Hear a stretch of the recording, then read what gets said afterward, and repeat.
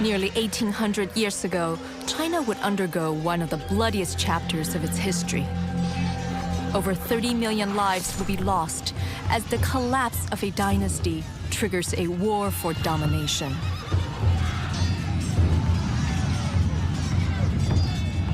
The brutal battle for China has been immortalized in popular culture, producing heroes and villains who have captured the imagination of generations. Now, these stories are about to come back to life. 2009, in Anyang, Henan Province, workers stumble upon a surprise discovery, an ancient tomb dating back to the time of the Three Kingdoms. Can it be the final resting place of one of the era's greatest legends? I am Dr. Agnes Xu, and I am an archaeologist. I am on the trail of one of ancient China's most controversial figures. From the desecration of the bones to investigate and separate fact from fiction in a highly romanticized saga. And to uncover the secrets hidden within a tomb of the Three Kingdoms. This looks like an emperor's tomb.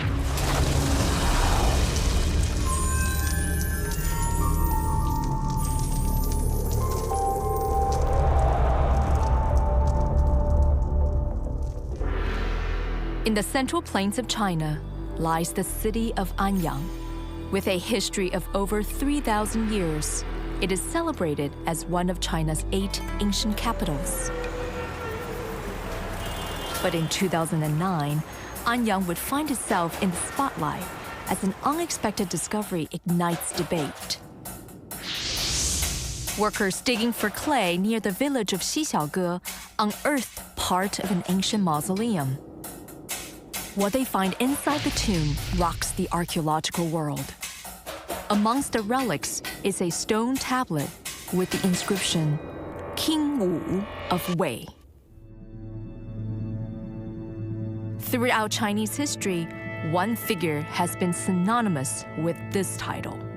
He was Cao Cao, a historical statesman from one of the bloodiest chapters of China's history. The Three Kingdoms.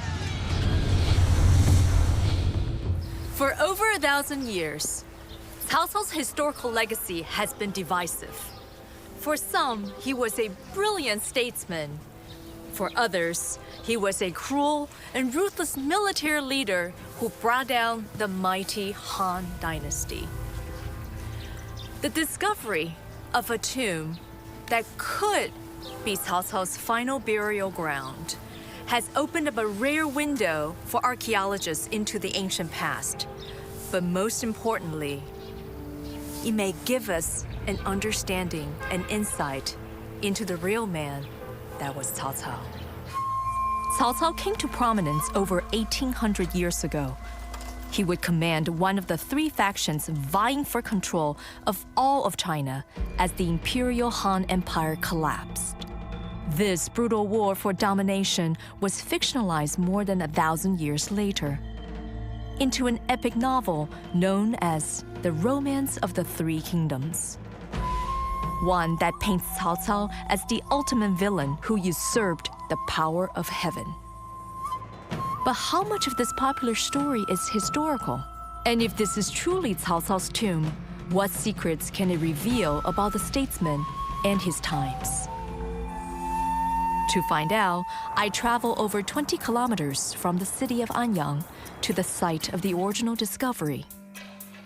I am meeting up with Professor Pan Weibing, the head of the excavation team. This is the first time that a foreign film crew has been granted access to enter the tomb site.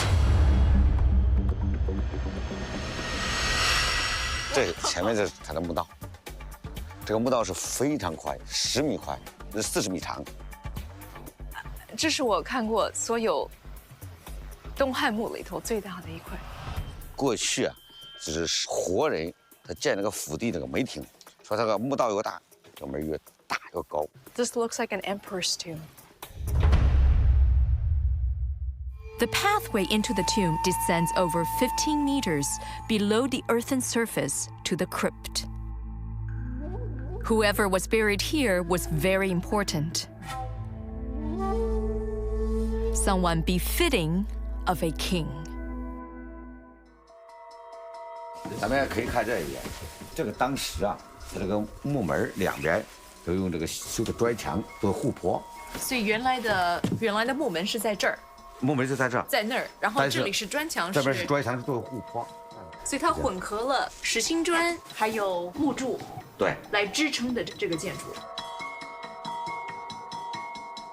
这当时这是封的这个砖墙啊，封着的，大砖墙封的，这边也是砖墙，这是砖墙，这么厚，里面是个煤草，这是石头了，砖都是砖，这是砖啊，好的，这么大的砖。对，东汉墓里头有这么大的。这是帝王建墓的专用的，专门为帝王那个建墓烧制的砖。But archaeologists were also astounded by the layout of the tomb. The site is relatively unimposing, but 15 meters below ground spread a subterranean palace. Instead of just one burial space, there are front and rear chambers with 2 side rooms, and domed ceilings that extend over 6 meters high. It's a style that is closely related to the late Han Dynasty's custom of emulating life even in death, where the size and grandeur of an aristocrat's resting place reflects his status in life, suggesting that the owner of this crypt wielded immense power and influence. But the archaeological team soon encounters a major problem.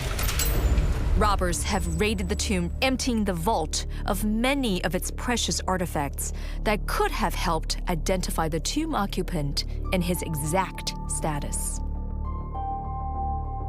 But are there other details hidden here that could offer us more clues? Bricks are such ordinary things that we don't think about, but in building ancient tombs, especially from the Eastern Han Dynasty, we know it's a basic material. These bricks amaze me because of their size. They are so much bigger than the solid bricks that are used for ordinary aristocratic tombs we find from Eastern Han Dynasty. In terms of size, in terms of material, and the way they're laid, this is masonry par excellence in the ancient world. 这个曹操棺材就在这个位置，曹操棺材这个位置，哎，在这是你看到这儿。So this is where the main 哎，你 coffin. 看到这位置了吗？这是这 I 个位置， see. 这边还有 Where 一 it 个 was, 啊，这 where 边 it 有一 was 个。 positioned. 哎，来这边看这儿有一个是吧？哎，这边还有一个，这是他的一个石棺床，然后棺床上面放的是很大的一个木棺。What we are postulating here, the traces on the floor indicate to us that originally the coffin was actually positioned on top of a stone bed. Yeah. We have read about in ancient records, emperors had their coffins rested on top of a stone bed made of slabs of stone and with fine carvings. That's why it's so large. Yes. For centuries, Cao Cao has been vilified for usurping the power of the rightful emperor. If this is his tomb, is it proof that this story is true? The crypt is grander than some imperial tombs from the late Eastern Han period, suggesting that its occupant wielded power above that of the imperial throne. But did Cao Cao really cause the collapse of one of China's mightiest empires?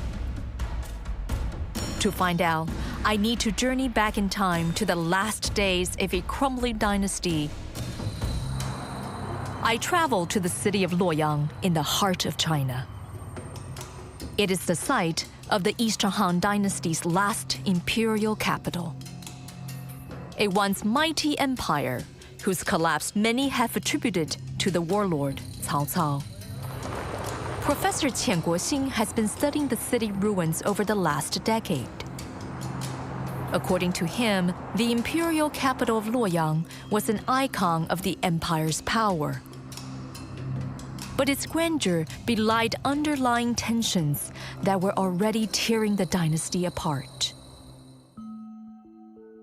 东汉末期呢，实际上当时是中国是这样一个动乱的时期，因为这个东汉王朝呢，它逐渐到后期以后呢，它的统治已经比较衰败，而且国力也比较弱。它这个当然也是跟当时的社会发展到一定的程度有关系。当时因为这个王权的衰败，所以说造成了这个国力的这个衰败，国力的统治衰败呢，就是去四方就是割据啊，什么这个老百姓要反抗啊，这样一些造成了一些动乱，就是有很复杂的这个社会原因吧。Born to an aristocratic family with connections to the imperial house, Cao Cao quickly rose up the ranks after successfully suppressing rebellions breaking out across the empire. But did Cao Cao really cause the final collapse of the dynasty, or was he a figure shaped by his time and circumstances? 在这个时期呢，实际上国家这么动乱，需要一个就是一个稳定的状况。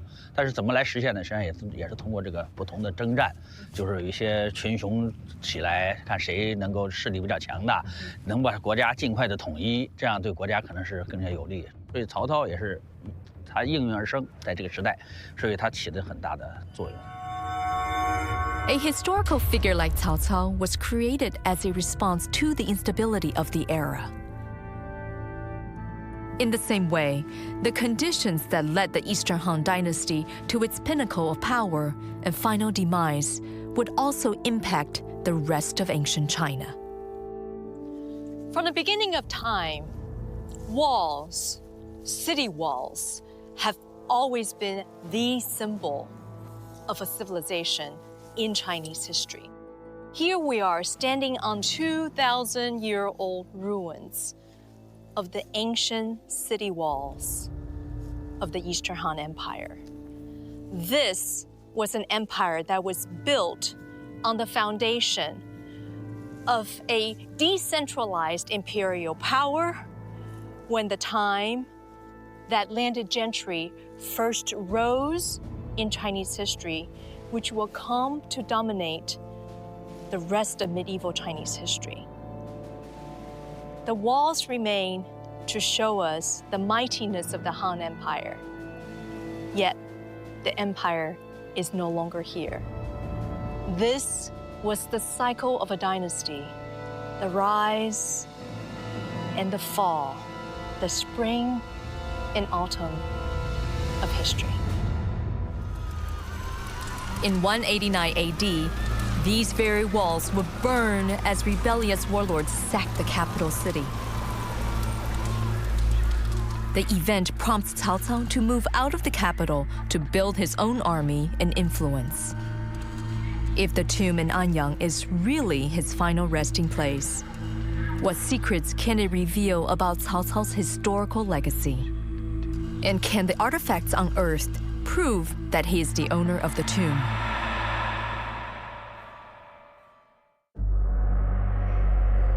The discovery of a mysterious tomb in Anyang, Henan Province, has stirred controversy. Scholars remain divided as to whether the crypt belongs to 2nd century warlord statesman Cao Cao. If the site in Anyang is indeed his final resting place, it may reveal secrets of his historical legacy. But attempts to solve the mystery of the tomb owner's identity have hit a deadlock. The site has been robbed repeatedly over the centuries. Can the remaining artifacts provide us with enough clues? Professor Pan Weibing invites me to his research lab, where he and his assistants are piecing together the fragments. One of the biggest mysteries surrounding the tomb comes from the kind of burial relics unearthed. Terracotta replicas of everyday items were left untouched as grave robbers found them of little value. But these seemingly mundane artifacts hide an important secret.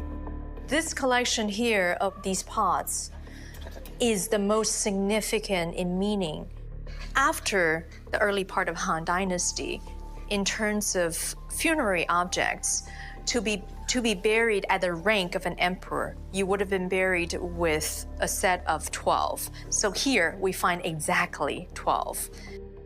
Other objects include a suite of jade ritual items that symbolize the power of the emperor in death.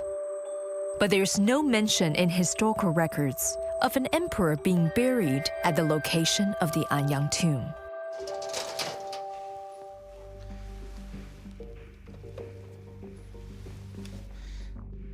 这个石牌是咱们发掘出来，所有东西都咱们发掘出来，是魏武王常所用各户大旗。这个石牌是魏武王常所用各户短矛。 The tablets are a significant find.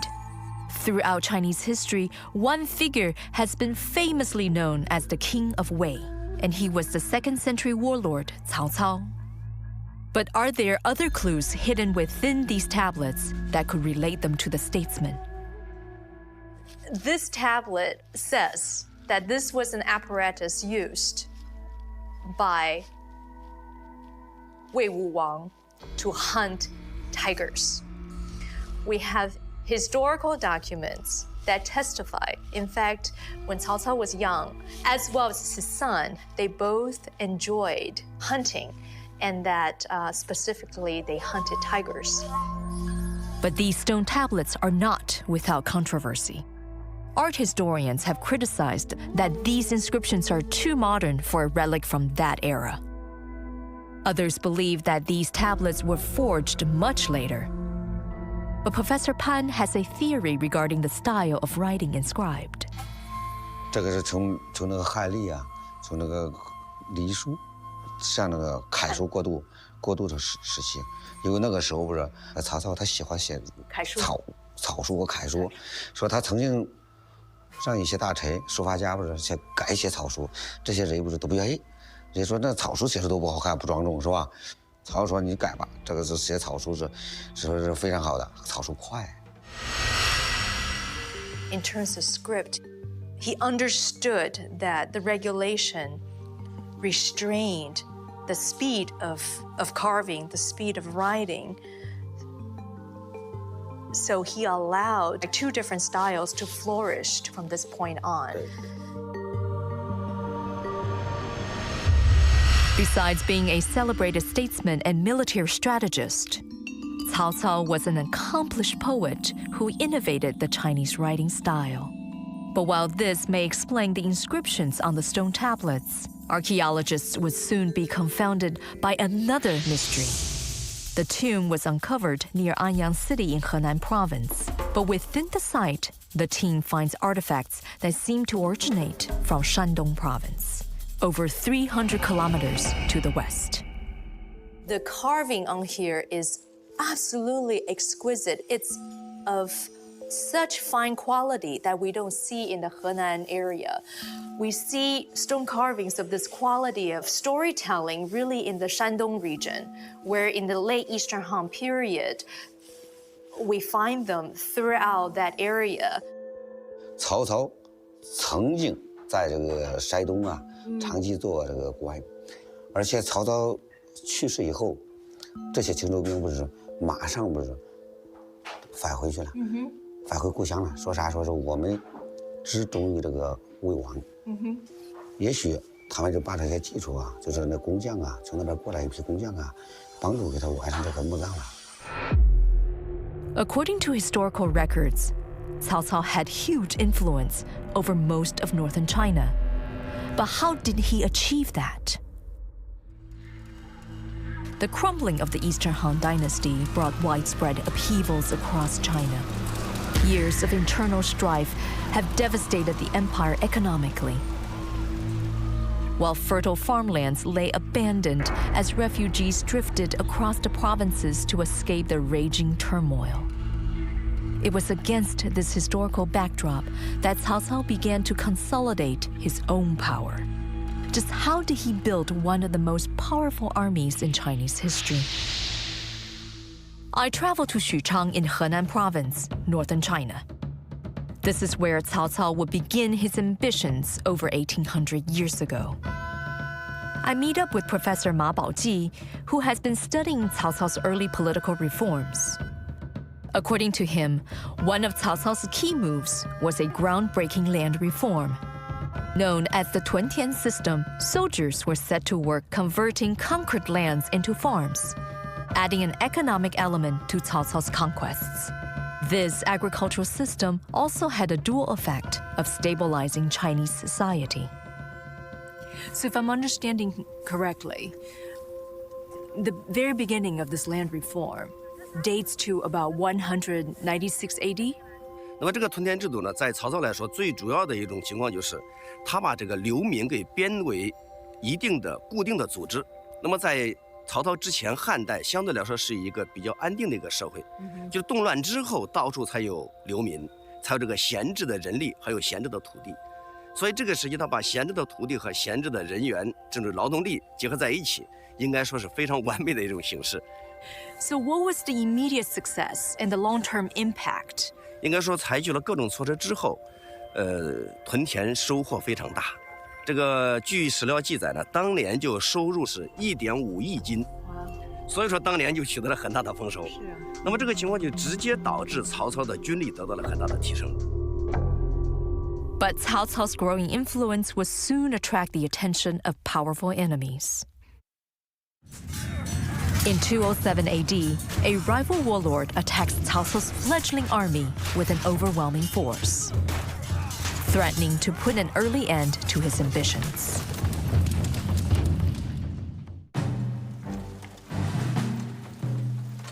By 196 AD, Chinese warlord Cao Cao had built up a formidable power base. But his growing influence attracts the unwanted attention of his rivals. In 200 AD, a powerful warlord, Yuan Shao, attacks Cao Cao from the north. Yuan's more advanced forces heavily outnumbers Cao Cao's army, and his fate seems sealed. But in a twist of events, Cao Cao completely destroys the attacking army using guerrilla tactics and unifies all of northern China in what is now known as the Battle of Guandu. But his success was a double-edged sword. His other foes across China would soon unite against him, frustrating his attempts to dominate the country.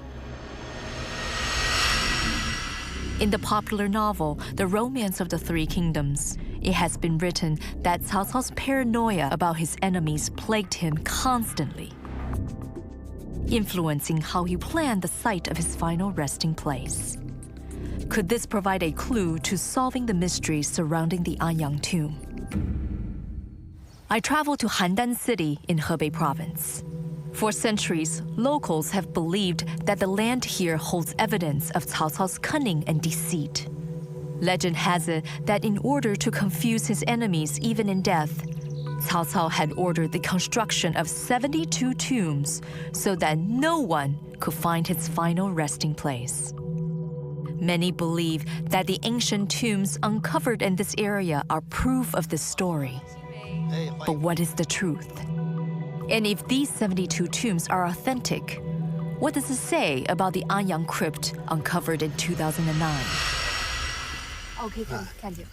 So for a long time, we have this legend of the 72 possible burials of Cao Cao. When did this legend begin? 关于曹操这个72遗种这个说法，最少有1000多年的历史了。因为在南朝的时候，有一个著名诗人叫范成大，他就专门写了一首遗种诗。其中有2句说这个经发72遗种，必有一种呢葬军师。72遗种这个传说啊，从那个时候开始就是传的越来这个话题越浓，直至到那个明代，《三国演义》那部名著里边，还有一段这个专门写曹操的这个遗种。所以这个传说从这开始，经过《三国演义》这部书的渲染，在民间大家就深信不疑。所以72遗种一定是个传说啊，已经成为一个传说了。从古至今是个流传啊，对对对，是的。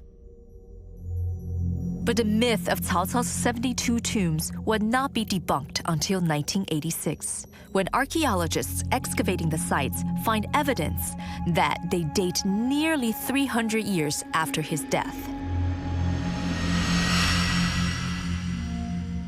But if so, then what about the mystery surrounding the Anyang tomb?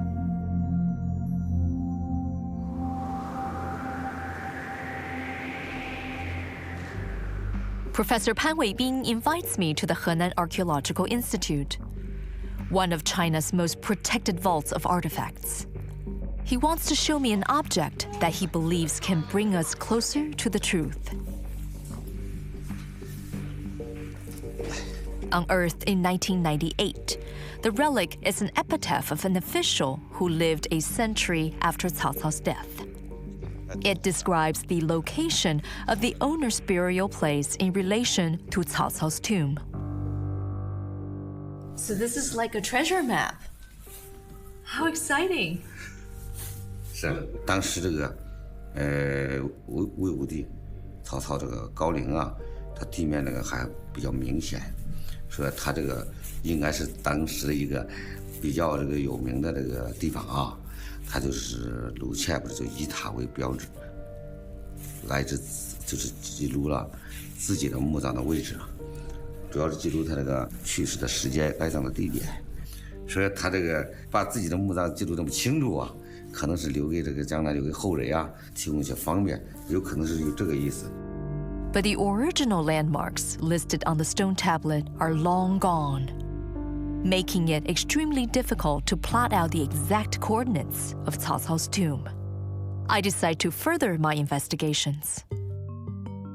By examining geographical clues found in historical records, ancient documents place Cao Cao's tomb 15 kilometers south of the ancient city of Ye.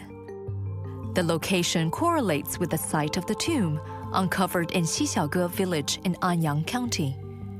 But without a second reference point, it is hard to determine the accuracy of this deduction. I decide to dig deeper and uncover another important clue. According to the records, Cao Cao left instructions to be buried near the temple of an ancient statesman whom he greatly admired. I decide to head out in search of this ancient shrine. Xi Menbao was a historical figure who lived during the Warring States period. He's famous throughout this region, the ancient Ye city, for pacifying the water by putting an end to superstitious practice of human sacrifice. And we also know from historical documents that Cao Cao respected him as administrator and for his economic policies. The memorial stele marks the site of the original temple dedicated to the ancient statesman Xi Menbao. According to ancient records, Cao Cao's tomb is approximately 7.5 kilometers east of this location. I test the directions given and find myself at the entrance of the Anyang tomb site. 离古代邺城远不远？邺城就在这个正东，15也是15公里。那西门豹祠在哪？西门豹祠在这东边，它也是在这个邺城和这个曹操高陵之间，就正中间，也就是离这儿有15里，7.5公里。地理环境上是正好是处于这个两点之间。 But despite the findings, some critics remain unconvinced of the tomb's authenticity. If the geographical clues and artifacts fail to offer conclusive evidence, can forensic science provide the answer? The discovery of a mysterious tomb in Anyang, China, has sparked debate as to whether it is the final resting place of the ancient warlord Cao Cao, a figure who once threatened to dominate all of China 1800 years ago. But now modern science may provide us with the clues to solve the puzzle. Deep in the chambers of the tomb, archaeologists find the remains of 2 women and a man. Can these bones prove that the tomb indeed belonged to Cao Cao? The archaeological team sends the remains to 3 separate forensic labs, and the results are electrifying. 后来的鉴定结果跟我们说，这个是60多岁，是男性的，他是在建安25年去世，也就是公元11月20年，当时他是66岁。 The test results match historical records detailing Cao Cao's approximate age and year of death. But one mystery remains. Forensic experts examining the bones discover that the tomb occupant falls short of the imposing stature many believe Cao Cao possessed. 他说这个短，我大概这个人个儿有多高？他说大概1.55到1.6米，超不过1.7米，超不过1.6米多。哎呦，我说这个曹操这个儿就这么低吗？哎，事实上就是啥，就是咱们过去不是，可能是那个按那个《三国演义》或者就是拍那个电视剧啊，咱们一看到曹操很威武。 If we go back to real history, 魏书, from contemporary records, we find out that Cao Cao was in fact a man of relatively short, probably between 150 to 160 centimeters. Forensic science suggests that the occupant of the Anyang tomb may be Cao Cao himself. But the state of the human remains triggers more questions. Archaeologists found that the face of the skull had been smashed into pieces, leaving only the back intact. Was the body damaged over the centuries by grave robbers? Or was it a deliberate act of desecration? I decide to travel back to the tomb site to solve the mystery. 这个北侧室里面呢，有一个这个棺坑，是吧？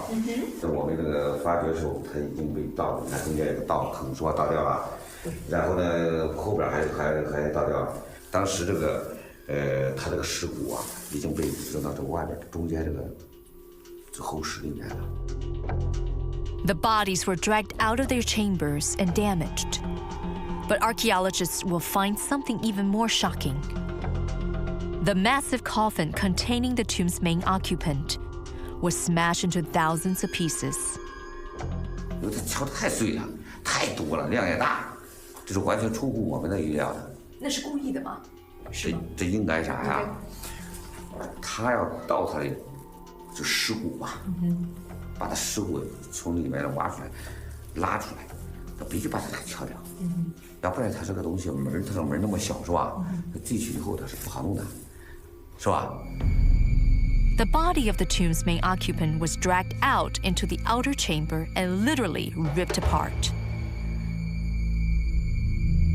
More astonishingly, Professor Pan's investigation reveals that this incident happened barely 50 years after the occupant's burial.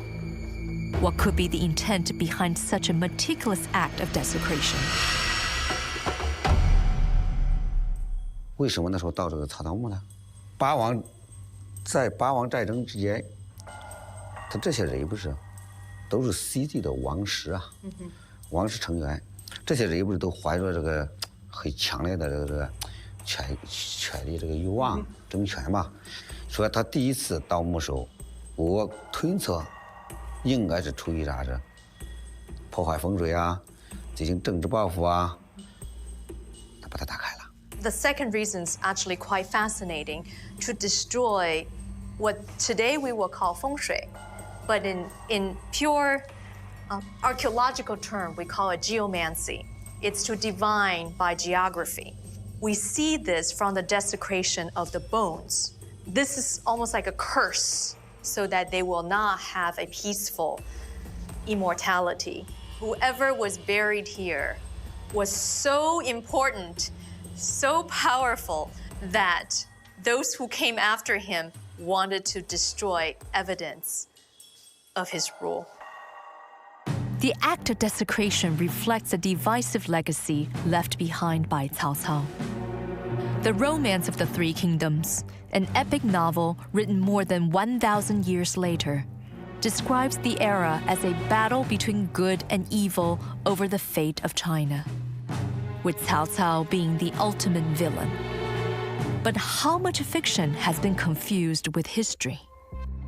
To find out, I visit a shrine dedicated to one of Cao Cao's greatest adversaries. Guan Yu was a general who would meet his demise in 220 AD after being captured in battle. But for centuries, popular culture would paint his death as a result of Cao Cao's deceit. Today, Chinese across the world venerate Guan Yu as a symbol of loyalty and bravery, while vilifying Cao Cao for the general's downfall. But here in Xuchang, the Guan Yu temple holds a historical twist to the popular story. I meet up with Professor Zhang, who shares the secret hidden within this location. 许昌的关帝庙呢，和其他的地方不同的就是，它突出了关羽和曹操之间的情和义的成分。这一点呢，跟其他是不一样的。其他地方一般来说他们会赞扬关公，然后呢贬曹操。贬曹操是。对，在我们许昌那个眼里呢，曹操是关羽的知音，是他成就了他的事业。 In past eras, aristocrats were favored for military leadership. But Cao Cao would select his officers based on merit. I have discovered one very important historical fact. Cao Cao tried to employ Guan Yu. This was the only time in Guan Yu's life that he was really promoted as a supreme leader of the military. But in the end, Guan Yu was not touched by any of this. Acknowledging Guan Yu's loyal character, Cao Cao honorably discharged him. But in a poetic twist of fate, Guan Yu will play a role in Cao Cao's downfall. Winter 208 AD. The massive army of Cao Cao engages with a smaller force led by the southern warlords and Guan Yu. Feigning surrender, enemy units infiltrate Cao Cao's war fleet, setting his armada ablaze.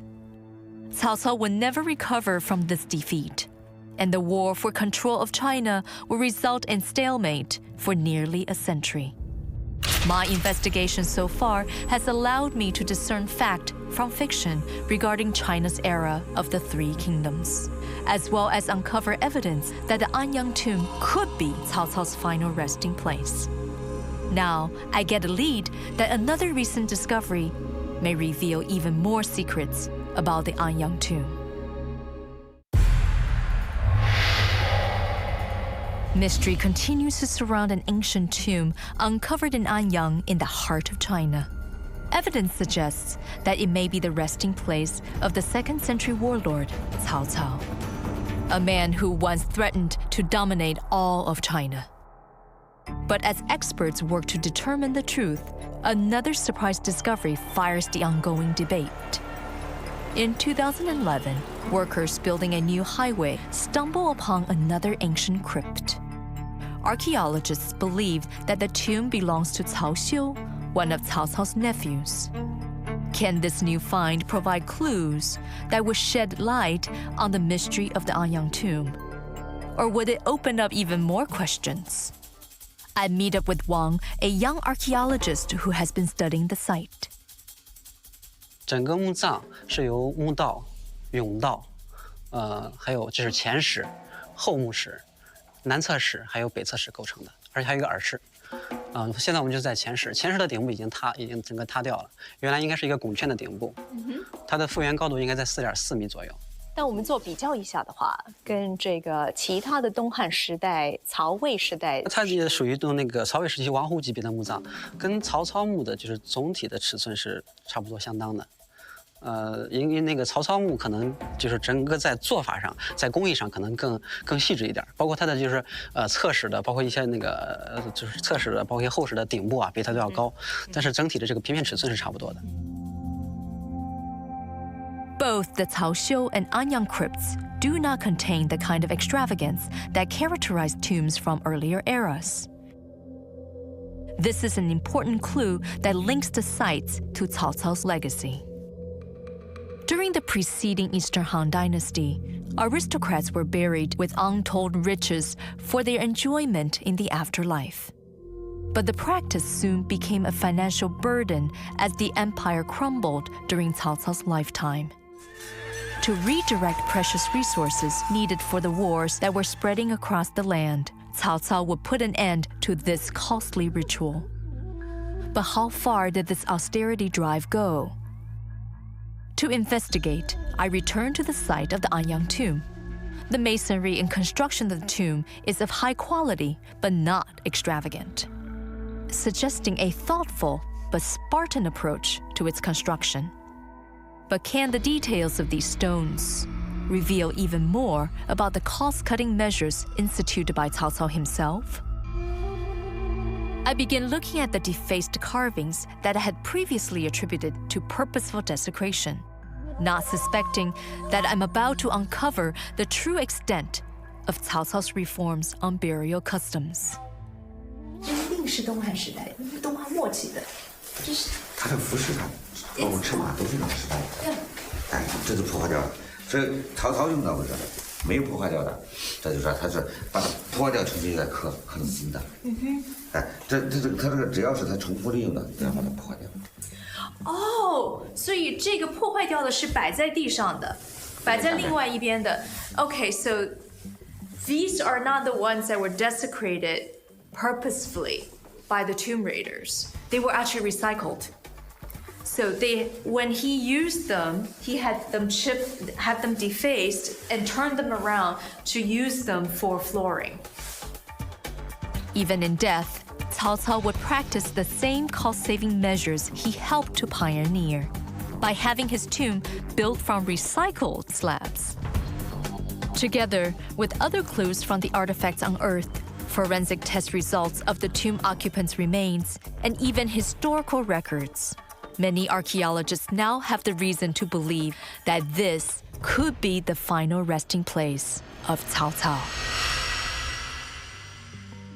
This is one of the rare experiences in life that will render an archaeologist speechless and make us feel that our work is so rewarding. But personally, I am so honored to be inside the everlasting residence of a man that I had read about as a child. I feel like I've taken a roundabout journey personally as a child who loved the romance of three kingdoms and just reveled in the fantasy world that was created, to understanding through study, academic scholarship about the three kingdoms, and realizing that here we have one of the greatest historical figures in Chinese history. It may take many more years before we can truly confirm that this is Cao Cao's tomb. But the secrets hidden within this tomb will no doubt continue to impact on our understanding of the three kingdoms, ancient China's most romanticized era.